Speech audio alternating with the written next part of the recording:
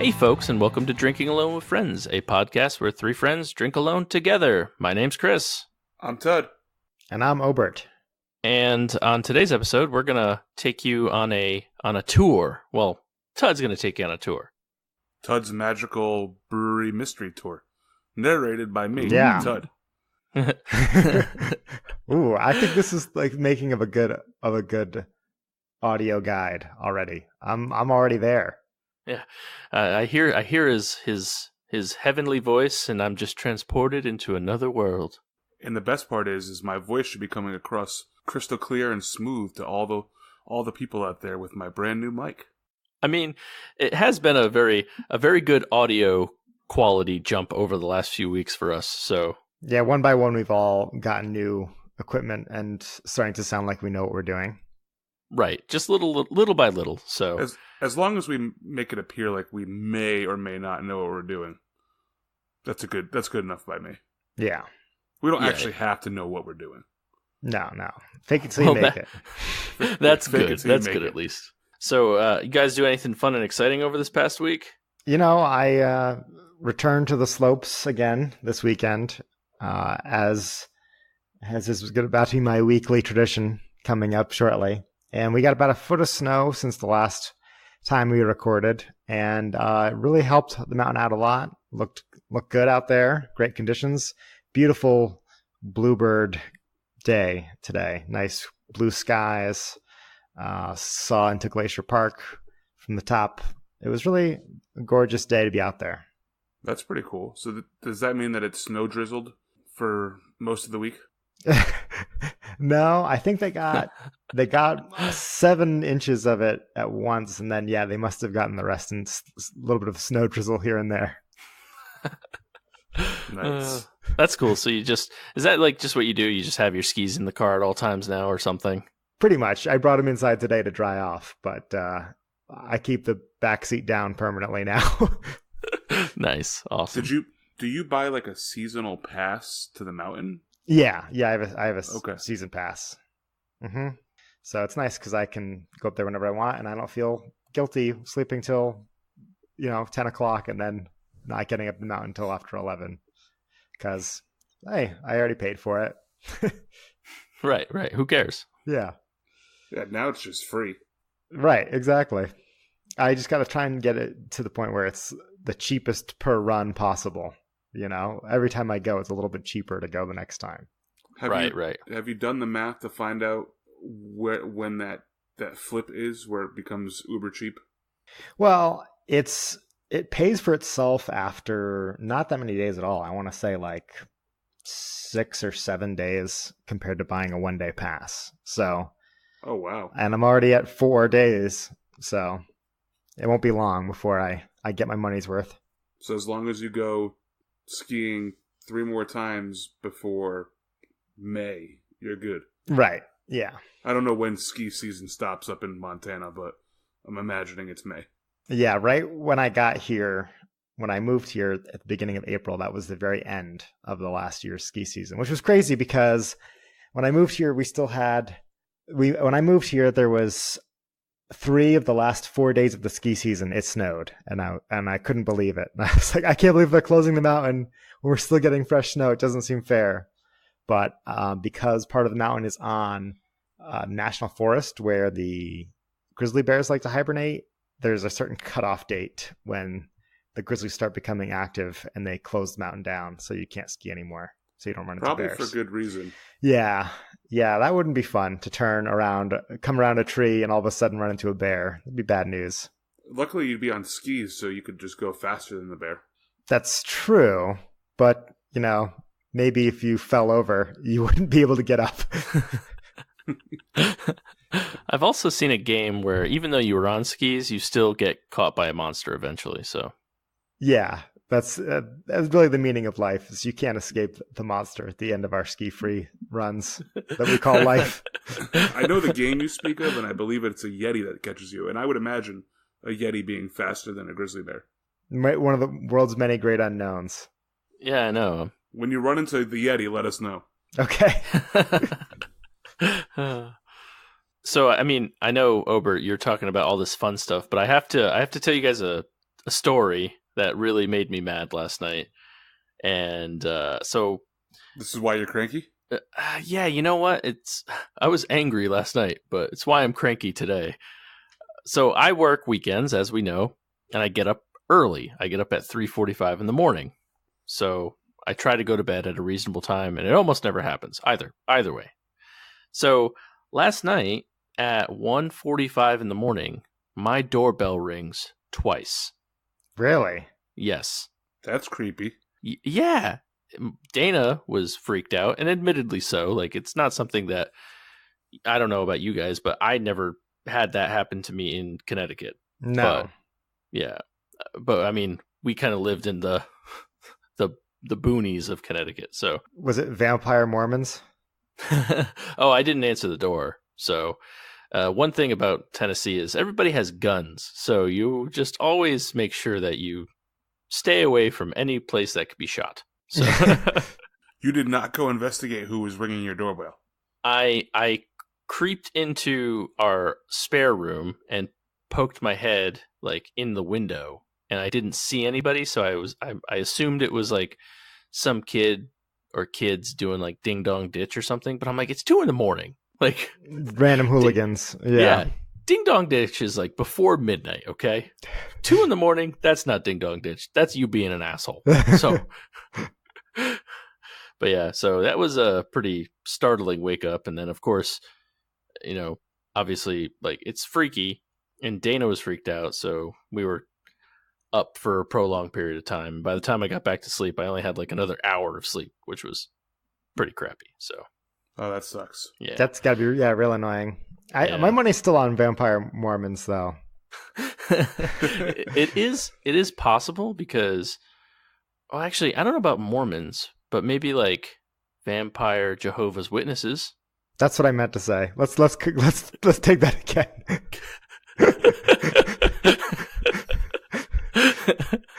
Mormons, I think Mormons go around door to door, but yeah, definitely Jehovah's Witnesses do it more. Yeah. Yes. Yeah. I mean, I've definitely had a few people come to my door trying to talk to me about religion in some capacity. That's another big thing in the South is religion. So Yeah, you're not used to that being from the heathen northern states. where there's less guns. Yeah, there's less guns and less religion, so we're heathens. But yeah, so yeah, just I know it's not the right way to start a fun podcast, but it was something that's been eating me all day and making me tired all day. Well, you're lucky you didn't answer the door because you literally could have been eaten today. It's very true, and then I would be a vampire Mormon. Yeah. Going door to door. Oh man. So Todd, we've talked about bears, we've talked about vampire Mormons. What did you avoid getting eaten by this weekend? So I can't say that I had any run-ins with anything that would try to eat me, but we did have our annual Christmas party. Oh yeah, nice. This past weekend, and so that was a lot of fun. And we went to the Singularity release earlier in the day on Saturday, as well, as you guys all saw on our Instagram. Yeah, pretty jealous about that one. Yeah, I thought it was going to be really packed, and we were the second and third people in line, only because I opened the door for the lady who was in front of us. Oh, man. We arrived at 11:50, and they. What if they only had one allotment? Right. That would have sucked, wouldn't it? Yeah, it would have. So for our listeners who don't follow the Instagram, where did you end up going? So, Stubborn Beauty has their annual beer release. They do a stout aged in some type of liquor barrel every year. And this past Saturday was the release of this year's version. It's a stout aged in tequila barrels with oranges, lemons, and limes. Interesting. I thought it was really interesting, too, because I had never had a stout aged in a tequila barrel. And I gotta tell you, I had one last night. Not the biggest a fan. Really? Yeah, it's got a funky flavor to it. We've already discussed how much I don't like tequila, but It's got a really funky flavor. I get like bourbon barrel aging, rum barrel aging, because they're dark liquors, but I don't view tequila as a dark liquor. I know like they have Yeah, it's the brown one, but it's not what I would consider a dark liquor. Right. I think if you're going to make a beer in tequila barrels, I've seen it done. I've had it done well before, but I don't think stout is the way to go. No, I would say you'd have to even go like super, super light. Like maybe a pale ale might do it, or I don't know. Be able to get the fruit in there so you don't, I don't know. Yeah, that's not a bad idea. I would drink one of those. I probably wouldn't. I don't like tequila, but I'd be open to trying a lighter beer in it. I just don't get the appeal of putting a stout in it. But apparently I'm wrong because Untappd has it ranked as like a 4.18. So it's pretty good. What did you give it? Good. I gave it a 3.5. Yeah. That's not too bad. It might even be a little high. I was kind of drunk at the time when I drank it. But we'll see how it goes when I have it again next time too. Because I have a lot of bottles of it now. Yeah, that's the problem with those releases. Once you get a whole case of them, you're kind of stuck with it. So I won't even ask them how your progress went on the whole drink 2 for every one you buy. I think I actually might have done that challenge this weekend. Oh boy. Well, like I said, we had a Christmas party, so that's true. Not for a lack of beer buying, though. Right. So, speaking of beer, what are you guys drinking? Wow. Excellent transition, Todd. Yeah, that was flawless. Yeah. I'll go first because I was lucky enough to receive a care package from Clarksville, Tennessee. Ooh. Who lives there? Co-host of the pod, Chris. Yeah. Provided me with some beer. And after a little bit of a snafu with some beer remaining outside and some below freezing temperatures, I was able to get up my package in. The beer looks fine. And this week, I'm drinking a double home style from Bearded Iris out of Nashville, Tennessee. Yeah. And this is a brewery that the 3 of us went to when we went down and helped Chris move. Yes, we did. Yep. Yeah. So, Chris, why don't you talk about the brewery while I give this beer a taste? Okay, yeah.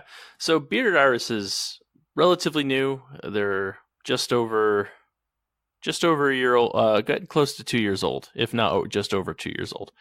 And they are known for their homestyle IPA, that's their claim to fame, and that's what they do. They are really, really good at making IPAs.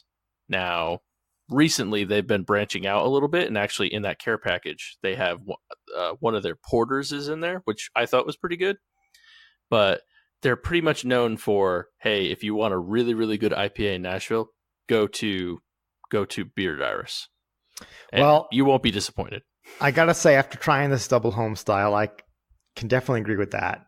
This is a classic double IPA. You get a lot of mosaic hops on the palate here. You get some bubblegum aroma, a little bit of tropical flavors. I'm normally shy away from double IPAs, but this one really hides the 8.2% alcohol really well. What does it taste comparable to a beer that you've had before? It reminds me a lot of Bearded Iris's home style. Maybe like a stronger version of that. It's like if you put 2 of them together. Right. Yeah. No, maybe the Blue Point Mosaic would be a good example. Okay. Okay. So, Chris, would you say that Bearded Iris is similar to like what Relic is in Connecticut, where Relic does 1,000 different IPAs and very little outside of that? I mean, they do some stouts, but nothing crazy. Would you consider them more like that? Yes, I think so. Like I said, I've definitely seen some branching out more recently, but from what I understand, the folks that own Bearded Iris, they're not the same people that brew, and they were struggling for a little bit, from what I hear. This is just, a little bit of history. They were struggling a little bit, and then they brewed homestyle, and everybody loved it, and it was the best. So then they were like, okay, keep making home style. Right. And then they just business did a little decisions. twist on it here and there. Yeah, exactly. So everything is based off that home style beer. And just recently, I mean, now they're huge, and like they're very well sought after in like trading circles and stuff like that. So now that they're a little bit more revenue and they're a little bit notoriety, they can start making those other beers, Branching out. and they're pretty good. I mean, I had a few of them when I was there a couple weeks ago, and they're pretty darn good. Nice. Well, so I'm going to give this beer a 3.75. I think if it was a little hazier, it would be a 4. It's not quite there for me. But overall, yeah, good mouthfeel on this. Great carbonation. Just a solid go-to double IPA. All right, so Chris, why don't you take it off from here? After providing me with my beer, what are you drinking tonight? Okay, I am drinking. Ooh. Ah. So Ooh. I'm actually drinking something that is from the brewery that shall not be named. Oh. Yeah. Do you get that out in Tennessee, or did somebody send it to you? So my older brother, when he came down for Thanksgiving, he saw this in a liquor store, and he was like, "Oh, it was new, it was experimental," and he said, "Oh, well, I'll bring it down, and we'll try it." So here it is. It's called and it's pretty perfect. It's called the Krankenstein, and this is by, and I'll say their name maybe once and maybe more times later. But it's by Stony Creek Brewing in Branford, Connecticut. Hashtag sponsor our segment. Right. Well, see, that's the thing. I feel like if we start buttering them up, then Right. they'll start making us flush with sponsorships. Slash beer. Slash beer. So Krankenstein, is that how you feel after somebody rings your doorbell at 1:45 in the morning? Is that how you feel roughly 12 hours later? Yeah, no, absolutely. Definitely Frankenstein and cranky. But this is a solid beer. So this is part of their, like I said, it's a Krankenstein, which is an experimental IPA series. And the best I can say is I don't know the exact story behind it, but it strikes me as though they're trying new recipes over and over again in small batches to see if they work, and going from there. Each one is, and you'll see it on the Instagram, but each one has like this little like undead bird on the front, and they're actually called hatchlings. So every version is a hatchling, which is Okay. Which is kind of, Which Krankenstein is that one, by the way? This is Krankenstein number 4. Yeah, not to be confused with the Corpse Reviver number 2. We got a Krankenstein number 4. Right. And this one's pretty good. It's definitely hazier than your double home style was.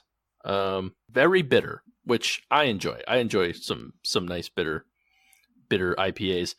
You get a lot of grapefruit in this beer, and then it's really weird because like normally you get the bitterness at the end. I almost feel it like towards the beginning of the beer. I get like a lot of bitter, and then it just kind of like just stays bitter the entire way through. But like I had mentioned, I enjoy that kind of stuff. So otherwise, that it's a good beer. I don't know if I would buy it again if I saw it, but it's a solid beer from a brewery that shall not be named, but is still a pretty cool place and should sponsor us. But I would probably give this. Let me see. I'd probably give it I'd probably stick it at a 3.75 out of 5. I can't believe you gave it an actual rating. I thought we were rating every one of their beers 0.25 until they sponsored us. Yeah, I know, but I don't think that's fair to them. But it's a solid beer. I mean, they do make solid beer. They don't make bad beer. Except for that tequila one was not great. Right. Okay. So truth be told, I don't know if I've ever had the tequila one, but yeah. So there you go. There you go. Brewery that shall not be named. You made it onto the podcast. Yeah. Cheers. You found a way on. I don't know how you did it. That's big for them. It is. It's huge. They were going to be the first enemy of the pod, but looks like we turned that corner. Yeah. Now, if only Tud had a beer from Montana to complete the triangle. Ooh. So, I guess I'm going to break the trend here, but my beer's not from my state, so does that kind of count? Yeah. Yeah. Okay. So, I am drinking Mean Old Tom by Maine Beer Company. It's a stout aged on natural vanilla beans. That sounds really good. I don't know what natural vanilla beans are as opposed to regular vanilla beans. Well, I think they mean as opposed to using artificial vanilla flavoring. Okay. Yeah. That seems to make more sense. So, let's taste this beer. Yeah, I'm not going to lie, Tud. That picture that you sent over made it look very enticing. Their beers always look really good, but you managed to photograph it in a way where I wish I had one here. It actually really is a really enticing beer. This is actually really good. Maine Beer Company is one of my favorite breweries from Maine. Granted, I've had very little of Maine breweries in general, but Maine Beer Company always seems to knock it out of the park. I definitely don't taste a lot of vanilla, though, so that's kind of interesting.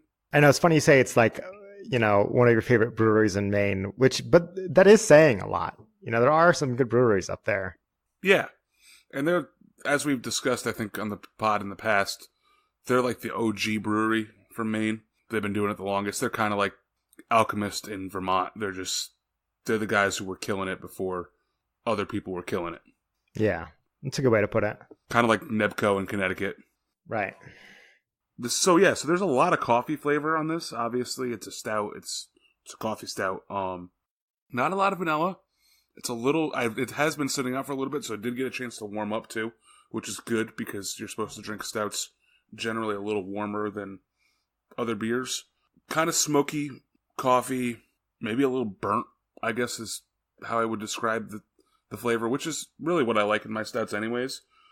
Overall, solid. I think I'd probably give this a 3.75. The bottle describes this. So on every Maine beer bottle, they give a little story about how they came up with the name of the beer.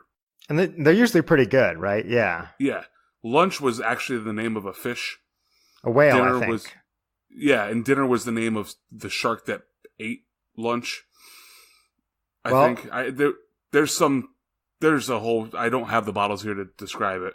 So let me try, because I think I remember a little bit more details, because there was a picture of a fin with a bite taken out of it on the bottle of lunch. And the reason that lunch got the name was because it was a whale that was commonly around in the area and it had a bite chunk missing out of its fin, if I'm not mistaken. So I think that's where the name comes from. Yeah. So for Mean Old Tom, the story is, I think it was in the summer of 1976. I was 5 years old, and my Uncle Tom came to paint our house. It was in the tiny town of Louisiana, Missouri, on the mighty Mississippi River, where he would take me to troll the roadside ditches to gather one man's junk, aka beer cans. In honor of his magnificent treasure, his beer can collection, and his spirit for fast cars, tough motorcycles, and mean smiles, we bring you Mean Old Tom. So, basically, it's the brewer's uncle brewed it to remember him by. So overall, good beer. I recommend people go out and find it. I don't know if this is our first episode we have all three ratings the same, but... Oh yeah, that's pretty neat. Let's do a cheers to 375 beers. Woo, 375! So, are you guys ready for the Tud Magical Mystery Beer Tour? Yes. Hang on, as narrated by Tud. So do we have Natalie on the line here? Hello, Natalie. You're reaching us live with with Tud here to rebut your beer tour. How do you feel about being the first enemy of the pod? I'm honored to be it, and I think that Tud's list is going to be better than mine. Oh, well, you heard it here. Thanks, Natalie. We'll have to check in with you again later. Big fan of the pod. Nope. You can't be. You have to be our enemy. Sorry. Wow, you heard it straight from the horse's mouth. Even our enemies love us. Just 'cause but we're we so hate lovable. Yeah, yeah. Oh, No, yeah, Tud, we've been thinking about this all week. We need to hop on this bus or in this So- limo or whatever it is and take us on the magical be the mystery conductor on beer our tour. train of magical mystery. There it is. Be the Miss Frizzle of our school bus of mystery. Todd Frizzle. So, Wait, I got it. Miss Schnizzle for your stupid snow drizzle. wouldn't that be Mr.? I said what I said. Okay. So, anyways, No. So, just to reset this for everybody, in case you don't remember last week's episode, you should probably just go back and re-listen to it anyways, and then come back to this exact spot and finish listening to this segment. But I'm also going to help you out a little bit. We found a beer list that was going around the internet last week of some lady's list of the best beer tour you can take in Connecticut, which is complete and utter garbage. For a day you'll never forget. Yes, it was that was the actual title, is a day you'll never forget. And maybe you'll never forget it because you'd be like, wow, this was such a subpar beer tour. But in honor of that, I decided to make a better list and outdo Natalie's list, who apparently is a published writer on this website, and this is basically my goal of saying, hey, I did your job better than you ever dreamed of doing your job. So, in that honor, we're keeping it basically with the same parameters. It had to be 10 breweries. It had to basically go in a loop around the state, and it had to begin and end somewhat near each other. Yeah. So, to start off, we are going to start off with Fat Orange Cat in East Hampton, Connecticut. They've been featured on the pod a few times. It's a great place to start. They also open up really early, so you can start your day perfectly early. Ooh, see, look, I can already tell that this is going to be awesome because you've put in the thought of they actually open early. So I didn't. Right. I don't remember hearing that in Natalie's. On So Natalie, it's a very important. If you're going to do a beer tour, you got to start at crack of dawn. Yeah. Right. Yeah, you gotta get going. Because these places close early, too, so you gotta start early. So from there, you're gonna head up to Manchester, Connecticut, and go to one of the newer breweries in the state that has been making some really good beer, and they haven't been featured on the pod yet, but I have a feeling that they'll be featured pretty soon because they're gonna start canning. And that's Labyrinth Brewing Company. Chris, I think you've had these guys once when we did our Beards and Beers 5K. Yep. They were there starting up. Yeah, that was like some of their first appearances, I think, in like their history. Yep. Now, I'm not going to lie. First time I heard about them was tonight. So can you tell me a little bit about this brewery? Yeah, so they're a new brewery in Connecticut. Yeah, have you been? I have. Oh, Okay. We actually went there we went there one time. We were just in the area, and we were going to go to a movie, and we decided not to. We decided to actually just go to Labyrinth instead. They're in an old mill, just like every other brewery in Connecticut. Yeah, But- really. But their beer is really good. It's got a cool little vibe to it. It's because it is a very old building, and they've kind of set it up kind of like to feel like a cabin almost. And the beer that we liked the best was called Turbo Love Shake, and it basically tasted like it was. I mean, it was a lactose IPA, so it was really rich and creamy. It tasted exactly like, the bigger breweries' IPAs. Like they're doing some really good stuff there. So I would expect that these guys will probably make an appearance on this pod before long. That's awesome. Cool.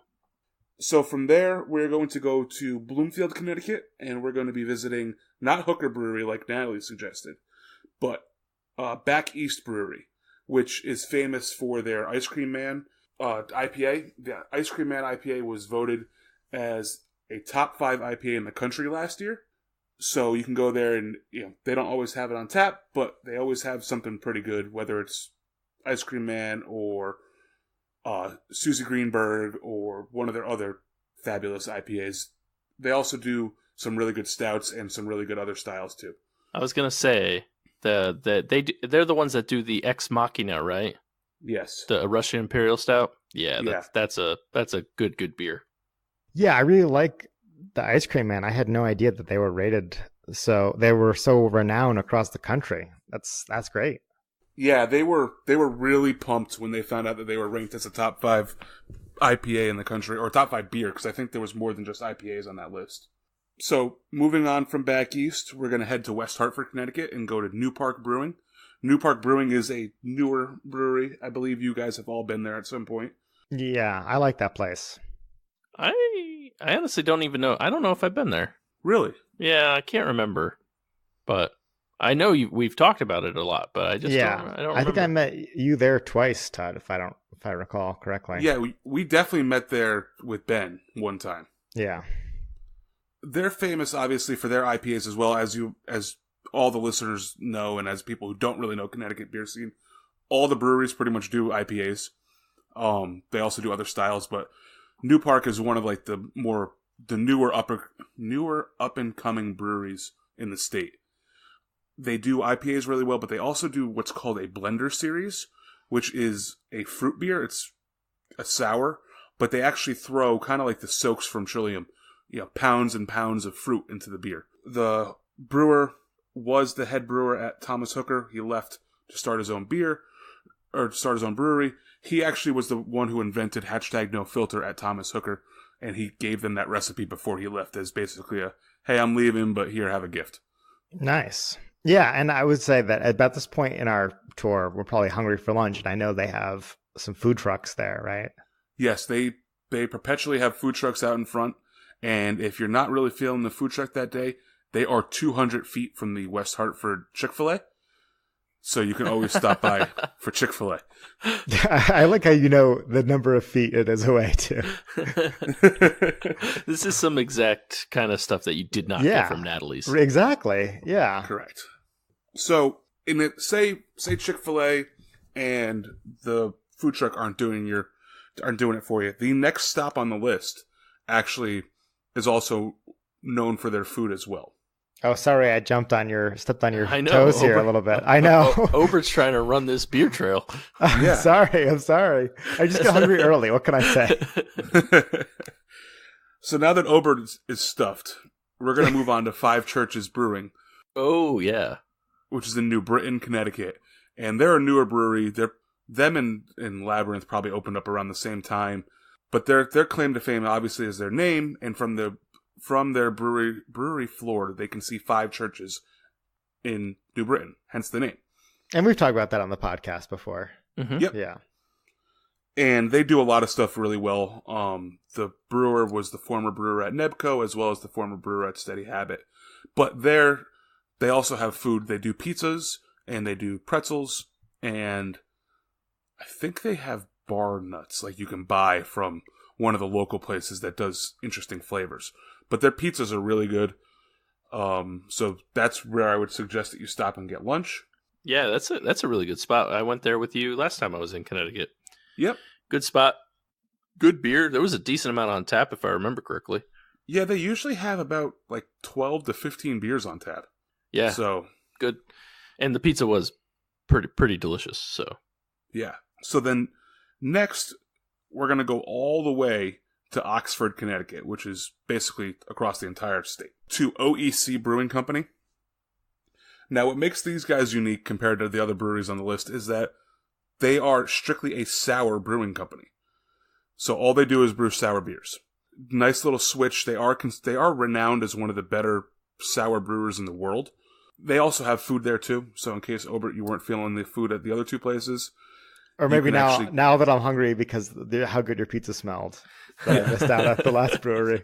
So they make Zupardi's Pizza at OEC Brewing. And they also have a bakery on site, so you can get fresh breads and different types of foods from the bakery as well.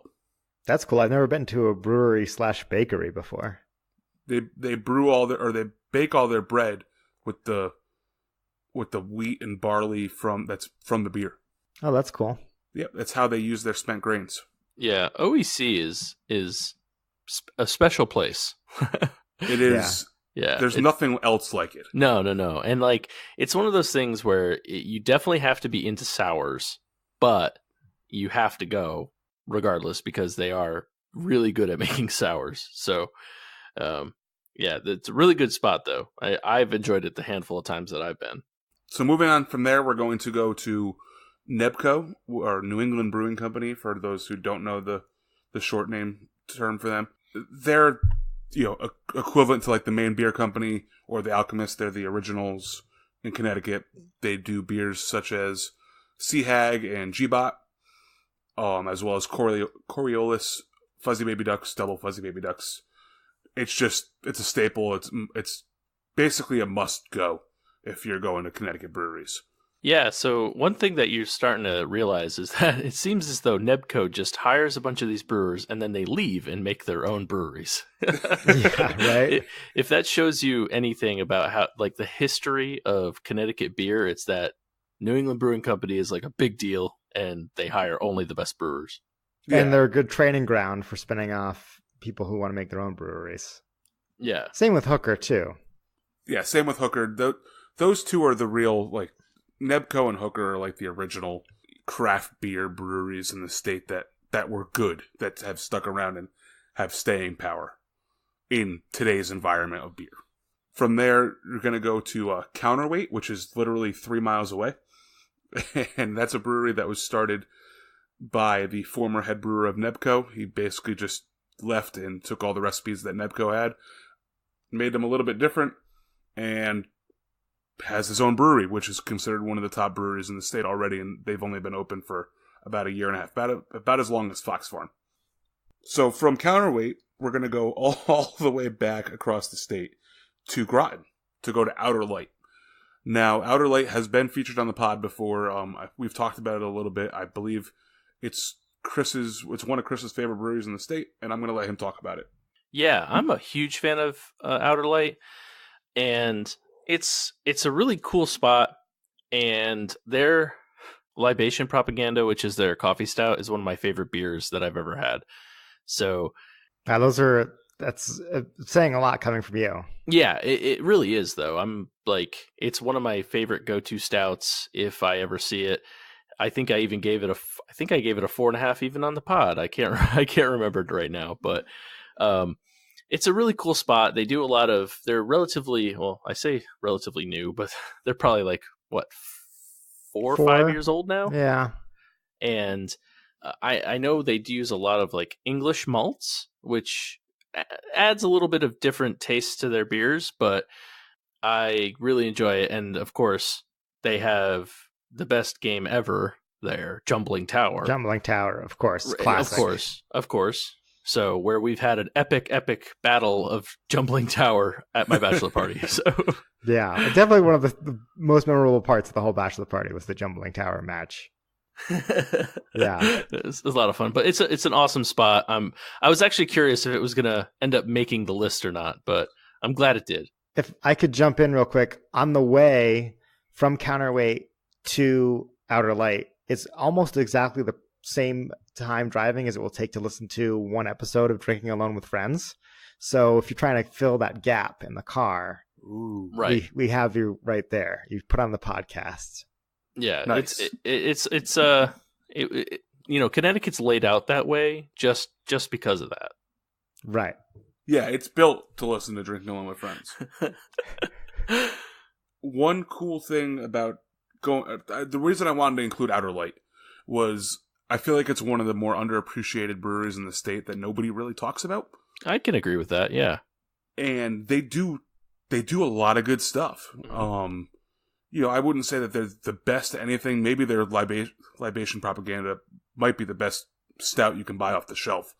But like their IPAs, they're not treehouse level, but they're always solid and good, and they're always doing weird stuff there too. Like I think you said your favorite beer of all time actually was a variant of Libation Propaganda, correct? Yeah, that was it was Libation Propaganda that was brewed or casked with orange peel and poblano pepper or something along those lines, and it was delicious. It was very, very good. Cool. So at this point in our journey, we only have one brewery left. If you guys know anything about us, you probably can already guess the brewery it's going to be. Treehouse. Sorry, Stony Creek.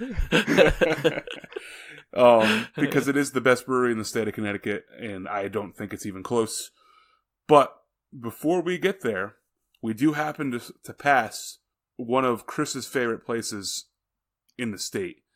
And you can stop there and get food, and I know Obert at this point is probably really hungry because he tends to get hungry when we're doing beer tours. So, we're gonna stop by. Chris, do you wanna announce it? By Two Brothers Pizza in Salem, Connecticut. Correct. Oh man, yeah, it's my favorite spot in Connecticut. It's so good, and I used to be a Mug Club member there, and I'm very sad that I'm not, but I have my mug, so that's good. You might continue to be a Mug Club member if I have anything to say about it when I show up there. Well, renewals are going on soon, so. I'm glad to hear that they made the honorary mention on the brewery list. Yeah, I figured it was a good spot to stop and actually get real food. And then the next brewery, they're open later than most breweries, so you can always stop there and get some food on the way. So the final brewery on the tour is, as anybody can guess, Fox Farm in Salem, Connecticut, Music Vale Road, in case you guys want to know the exact road they're on. And I don't think I need to say much about Fox Farm. They do everything great. Their IPAs are great. Their stouts are great. It's the best way to end a brewery tour. And it's only, probably 10 miles between that and where we started. So you're ending pretty close to where we started to come back in a full circle. Well, nicely done, Todd. I think that's a really good list. And I should end this by saying, and that, listeners, is Todd's Magical Mystery Brewery Tour. And that, Natalie, is how you come up with a brewery tour list in the state of Connecticut. Honorable mentions, by the way, I have to say, would be Relic Brewing Company in Plainville, Beard in Stonington, and you can throw in Hooker. I'd go to the one in Hartford. And then there's tons of other breweries that don't need to be on Natalie's list that you guys can stop by and find good beers. Connecticut Valley is another one to stop by. Those are my honorable mentions, and that's the list. Boom. Boom. Got him. So, as we promised, we'll be posting this stop by stop over the next so many weeks or 2 weeks or something. We'll see how it goes. So you can get a little bit more comfortable with Tud's Magical Mystery Brewery Tour. Now, I just had one question, Todd. Let's just hypothetically, there's only room in our car for, let's say, the three of us on this tour and 3 growlers. So we each get one. If you had one growler that you could fill on this whole tour, what brewery and what beer would you pick? I mean, the obvious choice would be that I'd pick any IPA from Fox Farm or the stout from Fox Farm and drink it. But because that's really easy, I'm gonna pick a different one just for the sake of the thought experiment here. Okay, we'll say I'm already getting the Fox Farm IPA in mine. What are you going to get in yours when we share them? So I think it's probably a tie between the Turbo Love Shake from Labyrinth, because I thought that beer was fantastic, or one of the IPAs that Counterweight would have on tap that day. Not going to be Headway, which is the one that people can find in the stores pretty regularly, but something like, I think they have Blue Wizard and Red Wizard. If I remember the name of the beer correctly, I could be completely missing on the name of the beer. But I would probably do one of the Wizard beers it's Wizard Fight. Not even blue, not even a color.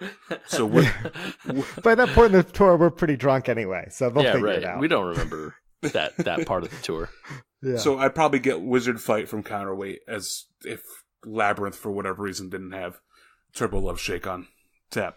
Well, that's a good answer. I'm glad it came through with that, because I guess that would be the MVP beer of the tour, right? Would be the Turbo Love Shake. Yes. Yeah. Nice. Well, what's that sound I hear? What is that sound? It's everybody's favorite time of the episode. I bet all the listeners thought that we had forgotten about Christmas. But in all reality, it is that time of the episode where we like to give our thoughts and life experiments, life experiences, and raise our frosty mug of wisdom, and give you guys all some tips and tricks for life. And due to the holiday coming up, and this is the last episode that you guys will get before the holiday, we wanted to provide you guys with our favorite Christmas music or movie and or other themed Christmas thing. Yes. So, with that, Obert, why don't you lead us off? My favorite Christmas thing is wrapping paper. No, I'm kidding. I like trees. I love lamp. Yeah. No, I wanted to share something that makes the holidays extra special for me every year. And that's sitting with my family and watching National Lampoon's Christmas Vacation. We always find some time between Thanksgiving and Christmas to all sit down and fall asleep in front of the TV watching this movie. But Chevy Chase as Clark Griswold does an amazing job. Everyone in my family can quote pretty much the whole movie.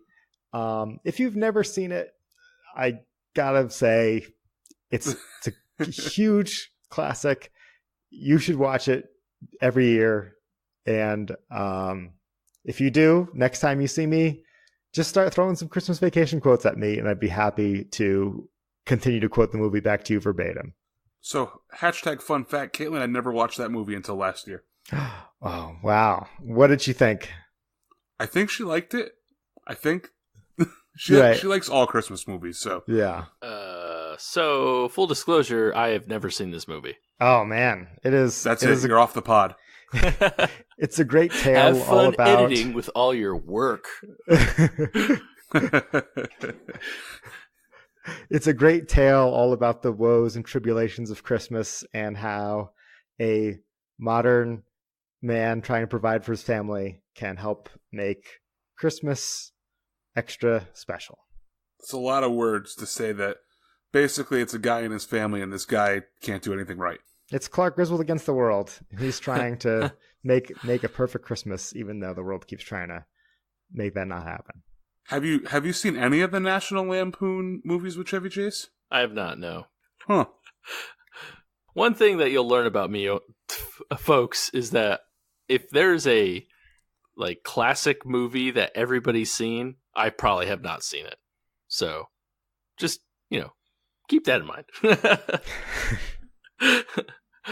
Well, I recommend adding this one to your list. Yeah, I'm going to steal the mug from Obert because I don't think you deserve to go next.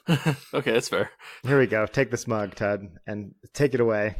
Yeah, so I'm also going to give my favorite Christmas movie, and it's a tie between Elf and Bad Santa. So I'm going to talk about Bad Santa just because everybody's seen Elf. So Bad Santa is basically Billy Bob Thornton plays a drunk thief Santa, and it's just his struggle to get through this one Christmas season. And if nobody's seen that, I recommend it. I don't think a lot of people have seen it compared to National Lampoon's Christmas Vacation, but it is one of my favorite Christmas movies. And it's only Christmas. I think it's probably only considered a Christmas movie because he actually is a Santa. Otherwise, the movie is not a Christmas movie. But because of it, that's what makes it so great to me. Now, do you try and watch that one every Christmas? I do. Sit down with your Have kids. You seen it? Have you seen it yet this year? Full disclosure, I haven't watched Christmas Vacation, but I'm really looking forward to it. I watched Bad Santa this morning. Oh, nice. It sounds like a fun Sunday morning, relaxing movie. Yeah, it's a great way to get some laughs. Bernie Mac's in it too, as well as I can't think of the guy's name who is the little person, and then the lady from Gilmore Girls, the mom from there, is in the show too, or in the movie. So with that, I'm going to give the mug to Chris, and hopefully he'll have something good to share because he hasn't probably seen either one of those movies. No, I have seen Bad Santa, so. But that's not a classic movie. So he's seen every movie that's not a classic. So I'm actually going to share my favorite movie, Christmas movie as well, and it's something that is a little bit, I guess it's controversial these days, but it's still a pretty awesome movie. So I enjoy the Rudolph the Red-Nosed Reindeer that comes on with the Island of Misfit Toys. How is you that can't talk about that anymore. Oh yeah, Wait, no, okay. it's like a I didn't hear big about deal this. because of bullying and I don't know, stuff like that. So Obert, you haven't heard about this? No.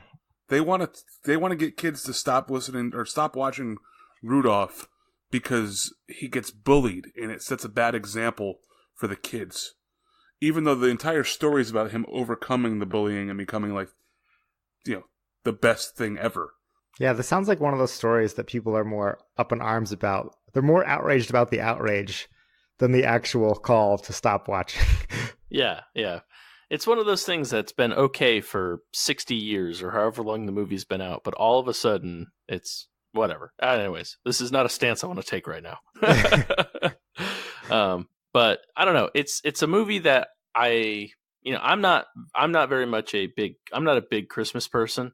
So it's one movie that at one point every December I'm like, oh, I want to watch Rudolph. And then after that, up until Christmas, I'm like, okay, I'm in the Christmas spirit.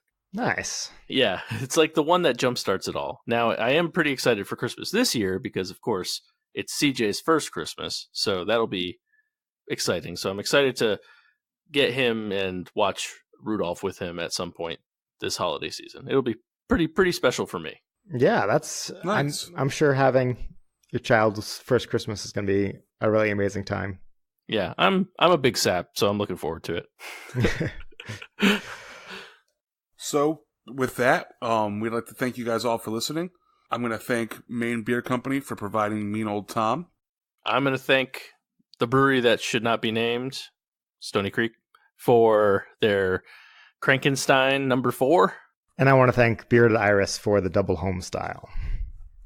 So, as usual, please follow us on Instagram, Facebook, Twitter, Untapped, at DAWF Podcast. Hashtag follow the email, dawfpodcast@gmail.com. Please, obviously send your comments, questions, general thoughts. We love reading them. Still haven't gotten that hate mail. It's going to happen one day. Natalie is eventually going to email us because we've been shit-talking her so much that, we're going to get a nasty email at some point. But when that happens, we will read it live on the pod. Well, I mean, unless it's like a cease and desist or something like that, I don't think we're allowed to read those, maybe? I'm still going to read it. We do have stickers, too, again, guys. Let us know. I gave out some at the Christmas party this past weekend, so I'm going through my supply a little bit. Subscribe to us on iTunes, Google Play, Spotify, Stitcher, or wherever you listen to us on. Make sure that it's always downloading in your queue. That way, every Thursday you can hear us bright and early as it comes out at midnight. Oh, hey, here's something. I've recently been trying to get some beer trades set up. So I've done a few, and I'm looking for more trading partners. So if you guys want some Nashville beers, just hit us up on one of the social medias or follow the email or something, and we can try and set something up because I've been trying to get some beers from out of state. That'd be pretty cool. Yeah, I'm also open to doing that as well, especially for the person who's listening in Sweden. I really want to trade beer with you, so let us know. Yeah, same all around, same here. Also, make sure that you guys are giving us a 5-star rating on iTunes, Google Play, or wherever you're listening to, as we said before. With the subscribing, same thing with giving us a 5-star rating. It helps other people find our pod, and that way we get more listeners and we can do more fun things. I still think we're doing a contest where we reach 500 followers on Instagram. We will be giving away a special gift to one of the 500, or one of the 500 followers. Yep, we are still going to do that. We're not quite there yet. Admittedly, I have been slacking on the social media front. So, what are we at for followers? 478. So we're getting there. We're getting close. So maybe by the time this episode comes out, we'll be at 500. Hopefully. And with that, Merry Christmas to all our listeners. Obviously, this is the last pod you'll listen to before Christmas. Yeah, all those days in between, you're not allowed to listen to any other podcast. No. And with that, I'm Tud. My name's Chris. And I'm Obert. And remember, if you're drinking alone, do it with friends. Ho, ho, ho, ho, ho. So, The Godfather, Chris? Have you seen it? No, of course not. Pulp Fiction? No. Schindler's List? No. The Good, the Bad, and the Ugly?